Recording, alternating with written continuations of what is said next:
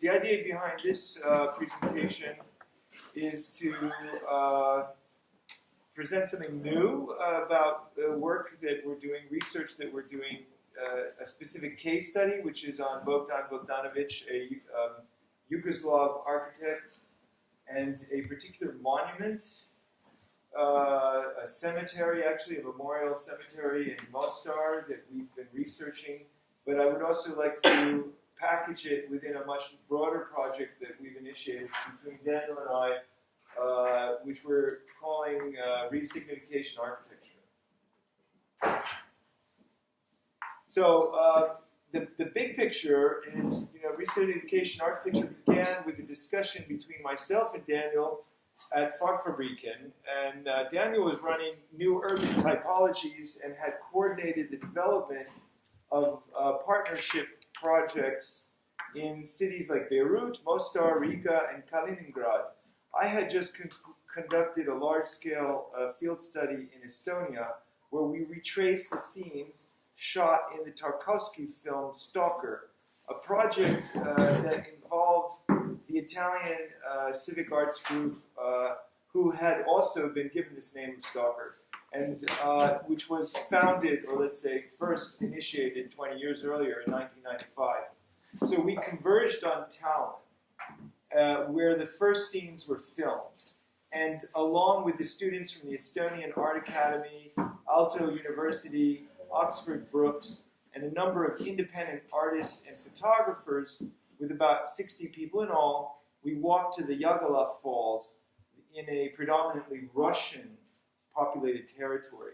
The project, which was called Stalker Walk Stalker, was an eye-opener on the truly complex world just across the Baltic from Sweden. And so with Daniel, we started discussing and planning the next year's courses and trips together, and we wanted to expand on the Balkans, where the Constal had helped start up this ADA, which is the Architecture Dialogues with Art, co-founded with Senada Demirovic.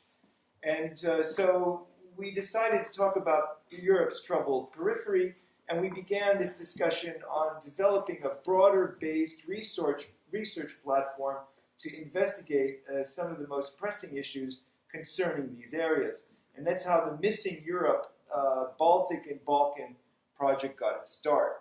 And so as you can see, the back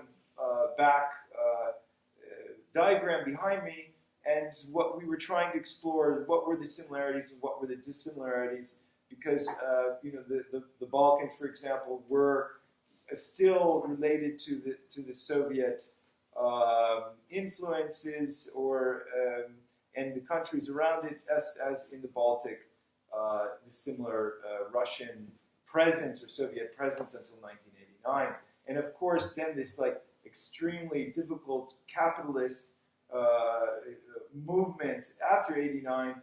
Where all of this stuff becomes privatized. So we found many similarities as we did dissimilarities. And it's odd how, not much more than 10 years earlier, Rem Koolhaas, writing in the magazine Volume on the history of Europe and the European Union, which was published during the period the Dutch took over the EU presidency, he could write, "From now on, the EU will be bold, explicit, and popular." Hallelujah! So, looking back after Brexit, and with the European leaders threatened with tough anti-European nationalist movements growing in France and in Germany and Spain, not to mention Austria, Hungary, and Poland, countries governing in outright defiance, nothing could appear further from the truth. The great European project, that was to end war, fascism, and conflict, was already stepping back from this utopian vision. So for us, the answer to Europe was not in the regions of old Europe, but rather in the regions that were struggling to be part of the Union, or whose borders were now threatened by Russian expansion. It seemed evident that to answer the question of what is Europe, or what Europe means to us today, we would have to look to the periphery and not to Brussels, or the deeply compromised European government. So, in fact, in 2 years into this project, there have been a number of benchmarks that we reached.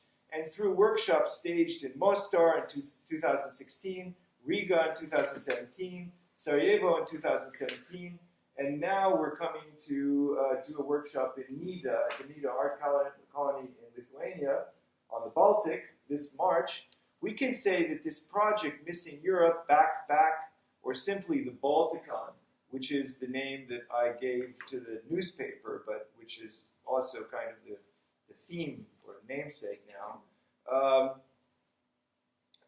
has opened up some very significant exchanges in these countries and cities with institutions, universities, along with local experts and students in ways that we could never really have anticipated. I found myself in a position where I could connect with people from these Baltic, North Sea countries, places that have become almost invisible to so many Swedes, whose connection with these regions all but vanished during the Soviet era, and yet who, through their powerful banking and massive speculative investments, have stealthily recolonized. For our lab, these contacts ensured our program's growing diversity and reinforced a much more critical approach to Sweden's position vis-a-vis this market-driven geopolitical reality. But the big takeaway would be our growing understanding of Europe in its re-emergence and in its new becoming. So, meanwhile, with Daniel, we opened a series of exploratory discussions that ran parallel with last year's R Lab. And Daniel will talk about this. As soon as I finish this one statement, I'll give it over to him to talk a little bit about what we just did here. So where we focused on the Baltic in a series of mapping exercises that included students and experts, and the same time in the fall, I organized a seminar called Live Sessions right here on Mostar with invited speakers, including Behzad Khosravi's showing of the Black Eyes of Bruce Lee, and about the statue to Bruce Lee erected in Mostar. And then we also had Amila Pucic, who is a young curator working in Mostar and in Sarajevo.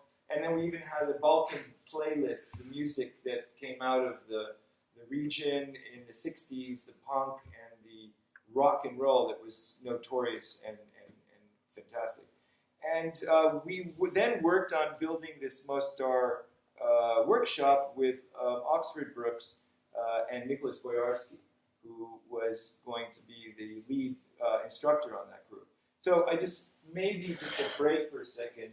This particular thing, which we ran at the Fagfabriken on Baltic Conventions, if you want to say something. Do I want to say something? Well, I mean, I can just tell at the Fagfabriken, when I was working there, we started in 2013 a program called In Search for the Baltic Dimensions. And that was very much about searching the role that Sweden has in this region culturally, because if you ask a normal, ordinary Swedish, you ask them where is Riga, then it's like, I don't know where Riga is. I don't know exactly where these capitals are, and you don't know exactly the position of these three small countries. So we felt a lack of knowledge and history, the relationship that this country has with the Baltic. And as you brought it up, also the kind of economic occupation. Because after the Soviet Union, if there was not another occupation, was from the Swedish point of view, economical one. In 2008, when the bank crashed and the Baltic countries went really down, hit the bottom, it was Swedish banks. And when you transform this into architecture, what does that have to do with architecture? Well, we started to investigate how, for example, banks, Swedish banks, their presence, not presence through the ATM, but architecture-wise, that kind of really dominant expression, here I am, taking place in these cities compared to how their main office in Stockholm are very, a little bit more quiet. So that was also an interesting pattern. Another thing that we started to work with the Baltic dimensions was, to have a look on this coded, very, very coded urban space. take the Riga context, for example, you have, as a Russian person, you're considered to be non-citizen, even if you're born in Latvia, even if you're the fourth generation, born in Latvia, you're non-citizen. You have to prove to the state through a test, culture-wise and language-wise, that you are a Latvian citizen. It has also impacts on the urban planning of a city like Riga. I mean, it's 40% of the population have Russian background. How do you plan, a city when you consider almost half its population to be occupants? How do you do that? And obviously, you see this city having challenges with that. Also, to connect to the Balkan, these two places in Europe, in the peripheries of Europe, at the beginning or the end of the 80s, one did implode because of identity. Former Yugoslavia, the war became because of identities, and the Baltic did survive the Soviet Union, or they came up just because of identity. And so suddenly the politics of identity in these Baltic countries is really, really strong. And this you can see in contemporary architecture, how it is coded. Just take, for example, pastoral architecture. Countryside architecture is moving into the cities, reminding people, this is my regions, this is not your regions, if you happen to have this Russian background. So here you see again how architecture is being used to occupy, and but also not allow certain people to use them. Right. So this was how we got together on this idea of looking at how monuments, memorials, symbolic landscapes represented contested memories.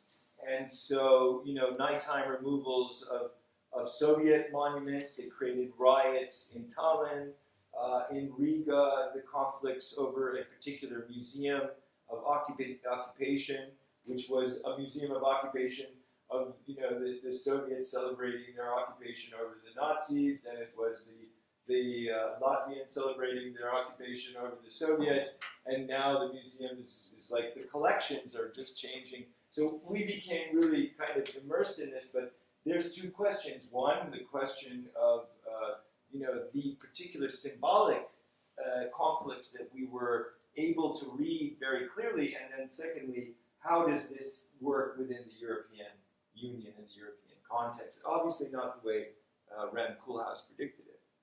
And so we set up these workshops. So when we had here in Mostar, we put together 4 workshops that were investigating different aspects of the culture condition here. And, the Mostar is a divided city. It's not like Sarajevo, which was a city under siege. So you have 2 distinct areas. And these divisions are sometimes painfully evident in the buildings lining the former battle lines, the cemeteries and abandoned spaces, and their tragic memories. But also the booming tourism in the old quarters and the famed Tower Bridge that are pristinely renovated and seemingly mask this gloomier past. So the students formed 4 workshops, and they developed 4 different kinds of projects. One was on the lack of playgrounds, and so the idea of playing the spaces became an issue. The other was the rebuilt bridge and the forgotten authentic parts of the bridge that remained scattered along the banks of the river, and how those missing pieces could be played into a larger missing cultural narrative. And or in these 2 examples where the groups investigated, on one hand, the Ustasa kind of swastika-like graffiti that was all over the Croatian neighborhoods, and inviting people to join the students to convert them into hearts. Or on the other side of this image here, you see students just setting up a table with a flower and inviting conversations about people's experiences as they cross the river. So another important goal for this trip was to learn about the city's architecture and long-standing social divisions and how these played out within Mostar's public spaces. One of the most significant Tito-era projects to attempt to overcome ethnic and social divisions was the Partisan Memorial Cemetery, built in 1965 by the Belgrade-based architect Bogdan Bogdanovic. Bogdanovic was a prolific writer, urban planner, and also served as mayor of Belgrade. For the Partisan project, Bogdanovic invented an allegorical architecture that was shaped into a mystical river valley surrounded by brutalist primordial symbols. During recent years, the Partisan Memorial and its cemetery have been seriously vandalized and gradually decaying, with access obstructed by Ustasi members who monitor the park's entrance. So this grant we got, the Artist Research Grant, which allowed us to initiate an investigation into the original sketches, plans, correspondences of Bogdan's archive, but also with the hope of maybe one day having an effect or an impact on bringing this monument or memorial back, and in what shape or form we don't know. So, I mean, this is just an original photograph from '65, I think, from Bogdan's collection. And this image here, by the way, is almost a similar angle. So this was when we went there to Mostar in October of 16, and this is the original view, and you can see the tombstones, this kind of flower petal-shaped, marking the partisans whose lives were lost. And here, just a comparative, you have a picture from '65, and Eva Sauer, a photographer who works on meditations on violence, was her last book. And we invited her to go photograph the site. And so with Nicholas Boyarsky, we arranged to get to the Bogdan's archive, and which is in Vienna. An interesting crossover. And in the archive, we were able to take a closer look at some of the early sketches and the symbolic iconographic imageries that he invented that would be antithetical to the ethnic clashes or ideological symbolisms from the Soviet era.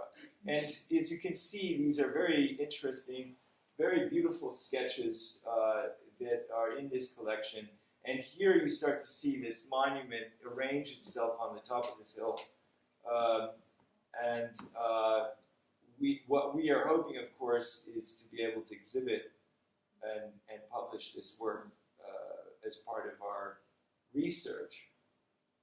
Now, this is a building photo, and this is one of the working drawings. It's absolutely gorgeous, stone by stone. I just want to quickly quote from Sanada, who is one of our working partners. I asked her to send us a couple lines, what her thoughts were, and she wrote this. I have to say that before I was not much into the project of the Partisan Memorial, most probably as it was always the subject of political talks rather than architectural or scientific kind of research. Sanada is an architect. I used to have nice memories about the Partisan Memorial, although pale and somewhat deep in my memory. A line of children standing on the walls, swearing to be good people, most of all good friends, responsible and decent members of society. That's back in the Tito era. If anyone would wish this today, I would be happy.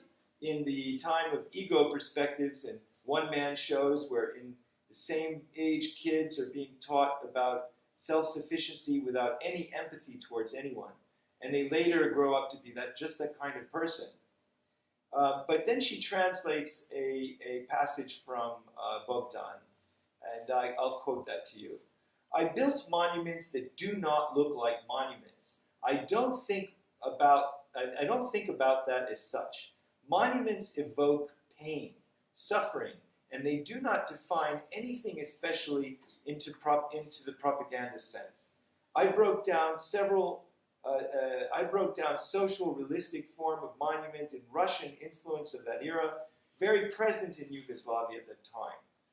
I've been doing contemplative gambling. I used to love to play.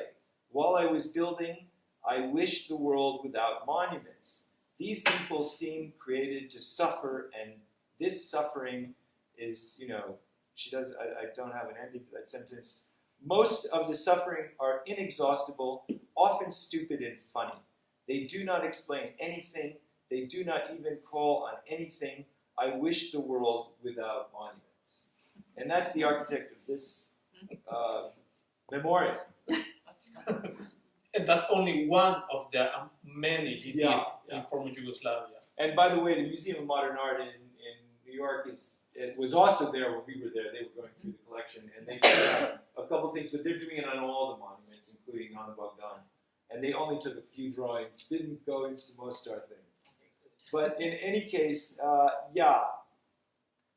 So, and then these are still pictures from the original 65, probably Bogdan's cameras. Here, we're trying to make out the procession with communist leaders inaugurating the monument, and I believe that the person holding the camera is Bogdan, but I've been asking around.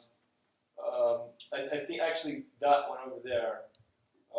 We're trying to, still more work to be done. And then quickly, I'm just going to run over the photos of Eva Sauer. She was there in December in a rather lousy weather, and she too wrote some comments. But how am I doing on time? You are there. I forgot. Yeah, I think it's about 10 minutes. We got 10 more minutes. I'd just like to read a few of her. I said yes. They have 1 hour and 50 minutes. It's okay. Okay, but Eva Sauer titled her project is Place Without Description, Description Without Place. When meanings and symbols shift. And she wrote, I should go, to be quick, I want to get to a special quote from her. When we arrived up there under the pouring rain, there was no one but the distinct traces of all those who had been there lately. Flowers on the ground with pieces of stone recall events that occurred 10 days before I came. Some inhabitant of the city, seemingly an anti-fascist group, came up to the memorial with flowers and got caught by a group of young vandals who threw stones at them. Not just any stones. The memorial is spread with broken tombstones. You would see that in, So, I mean, this was the tragedy of this space now, that it's actually been cleaned up, but at the same time, you find the stones have been scattered and tossed around indiscriminately. Okay, so then we went to Sarajevo, and I haven't really packaged up the Sarajevo projects yet. Some of my students, obviously the students will be working on that, but in the meantime, Daniel also went to Sarajevo with Mats Hjelm, yes.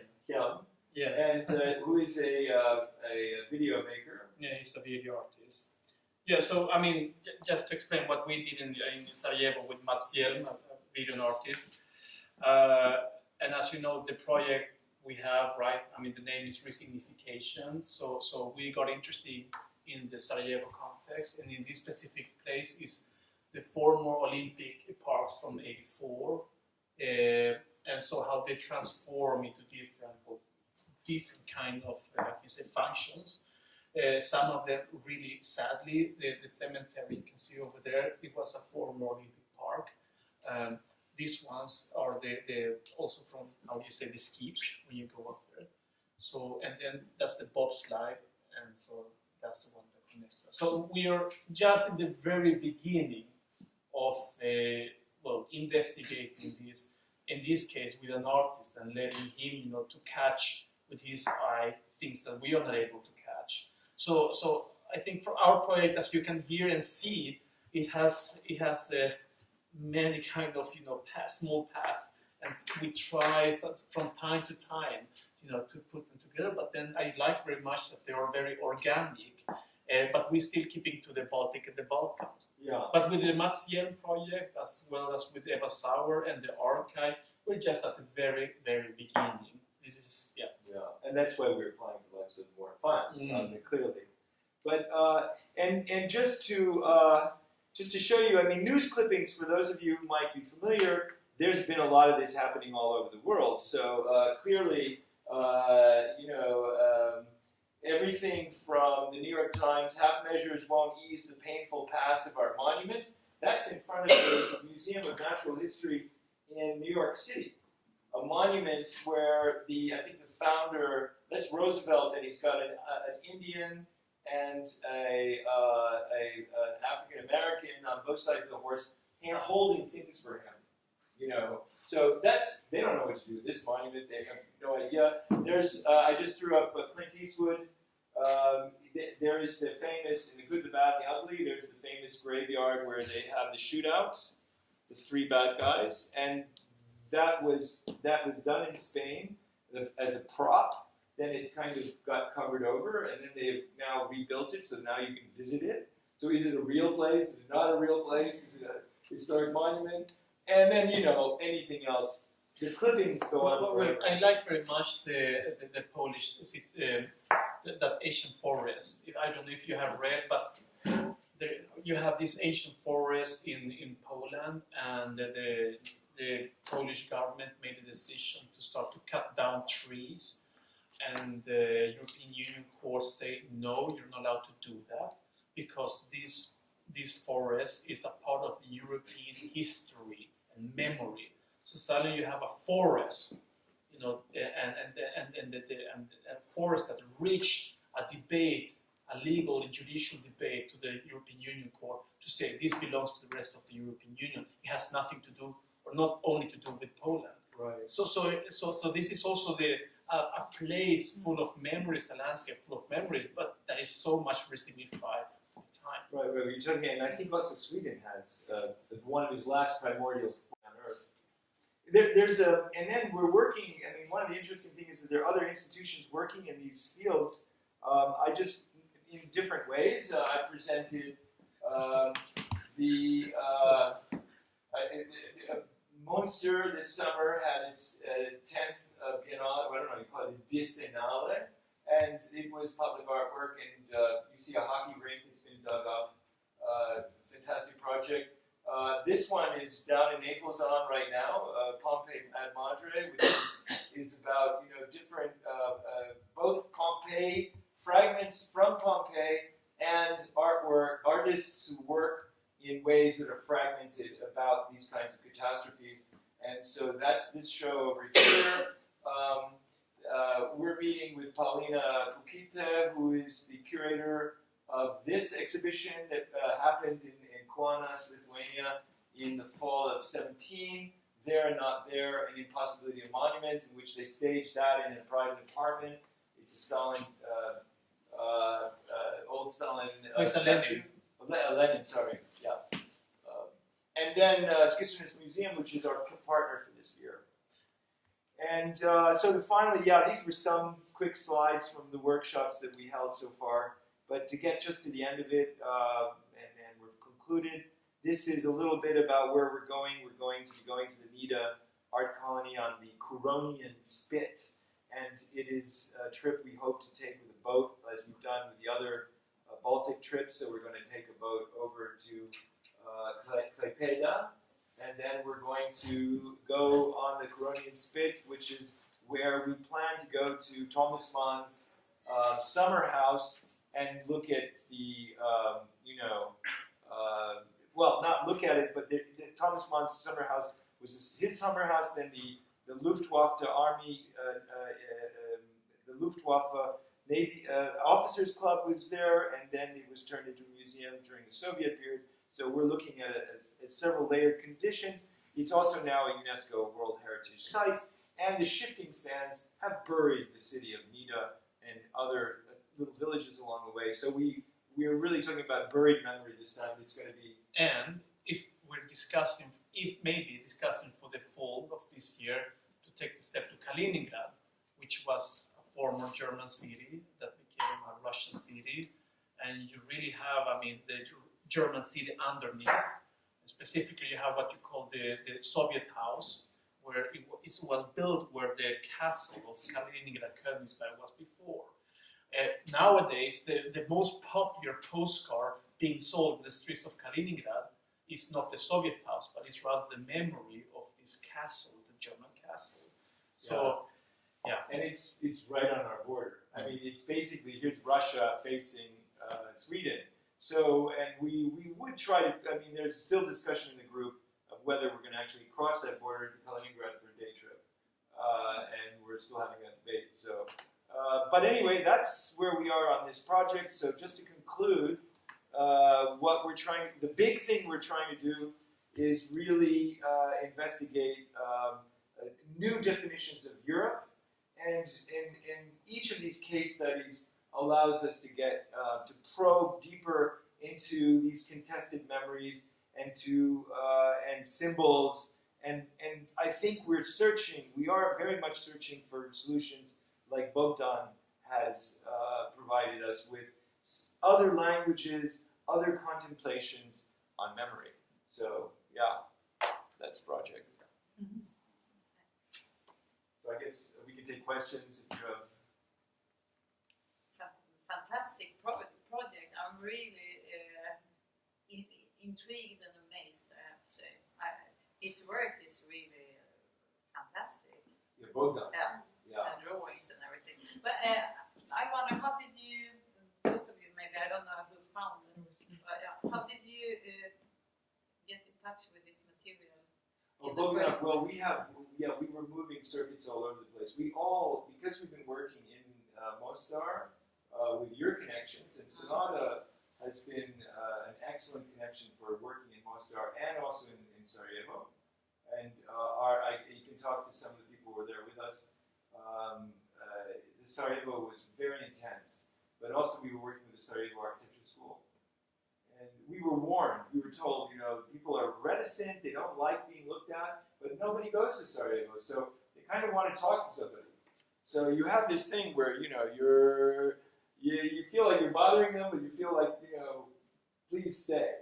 So, and it's a fantastic town. I mean, the people that have been there, the history and the artwork, I can only say to everyone that this is a trip you should really take.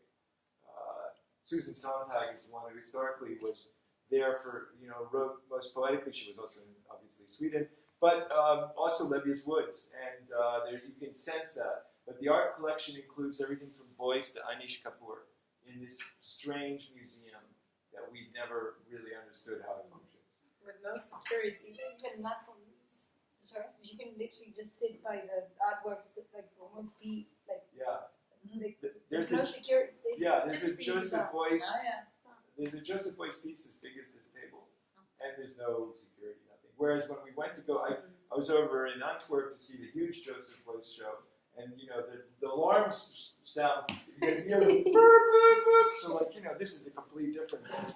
But notice, I mean, this museum in Sarajevo, which I also enjoy very much, but notice also that this is a museum made of donations. The work is something, and then you clean your hands, and then you leave. And so that's why, the logistics that you have for the exhibitions is built by the boxes where the artworks came, because they gave you artworks, not the other stuff that you need to keep them.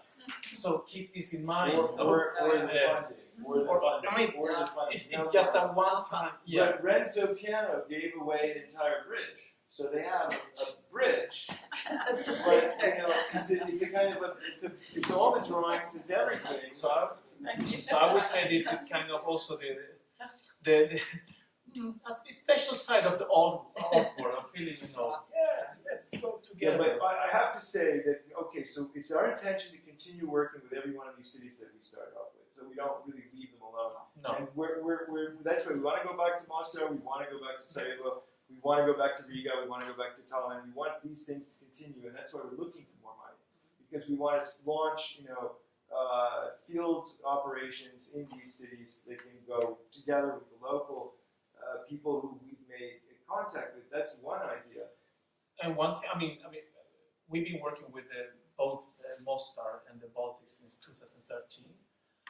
not just when I say we, I don't mean only Fabriken working over there, but what is also been very important, almost from the very beginning, is to work with our partners and bring them as well to Sweden and to give them, hey, here is a Swedish challenge.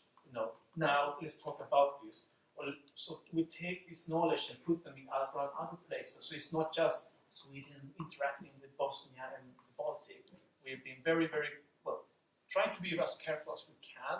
Although sometimes I know that we've been accused of being colonial bastards. Well, what does Sweden has to do with this? I've been asked, and it's a good question. And on the other hand, it's like, well, I'm interested. I want to be part of this. When you bring them here, it's super interesting because you're bringing their positions to look at this problem with a completely different perspective. So it really is valuable.